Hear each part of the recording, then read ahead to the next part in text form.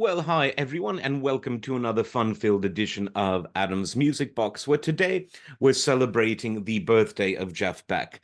Now, when Jeff died last year, it was really, I think a traumatic moment for many in the musical community because he was such a bedrock of stability and consistency in a turbulent music world. He had a drama-free life. His stage shows were just lights, action, not necessarily any camera.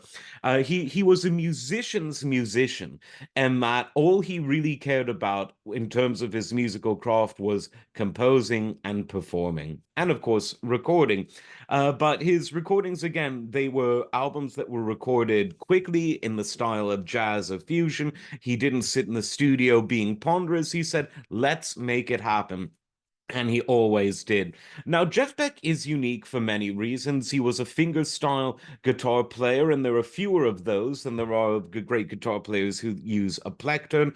But beyond that, he developed a style of navigation around the guitar that was unique to Jeff Beck. Both in terms of his left and right hand, he was doing things with them that others simply didn't do. And it was the Jeff Beck technique. It was a unique Jeff Beck sound. Great guitar players don't just sound cool, they sound like themselves.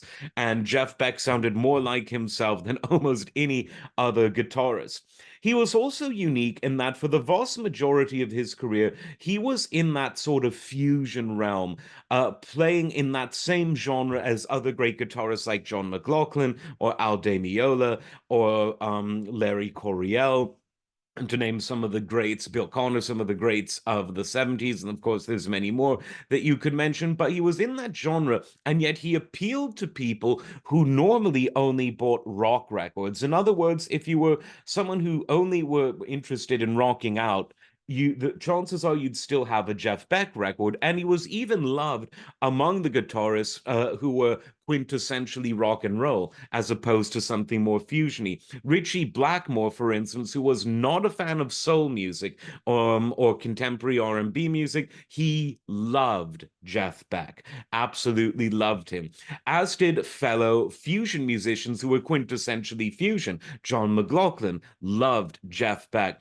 So there was lots of love for Jeff Beck, and he was really someone who successfully brought a lot of the rockers into something more jazzy, and who successfully got a lot of the sort of jazz purists to say, okay, a guy who started out in the Yardbirds, who was an English rock and roll guy, who is now part of this transatlantic jazz fusion culture, it's okay to like him. And what made it okay to like him? Because he was so damn good in terms of his playing and in terms of his writing and in terms of the fact that he had a great ear for the kinds of musicians to surround himself with. He never played with bad musicians, not in the Jeff Beck group, not in his early bands, not with the Yardbirds, who were of different kind of music than the kind he'd ultimately become famous for playing. But look at all the legends in that band. He was a longtime collaborator on and off with Rod Stewart, a legend, with Jon Hammer, one of the finest keyboard players of all time, and not a bad drummer either, with Narada Michael Walden, great drummer, great writer, great producer. He worked with George Martin of Beatles fame. He worked with Max Middleton, not necessarily a household name today, but probably one of the best true jazz pianists to come out of the English scene. Cozy Powell, a rock drummer, but in a fusion band led by Jeff Beck. And the list could go on. Stevie Wonder, in terms of writing. Um, God, the list really goes on. All wonderful people. And of course, he remained friends with Eric Clapton and other Yardbirds alum, including Jimmy Page, throughout his life.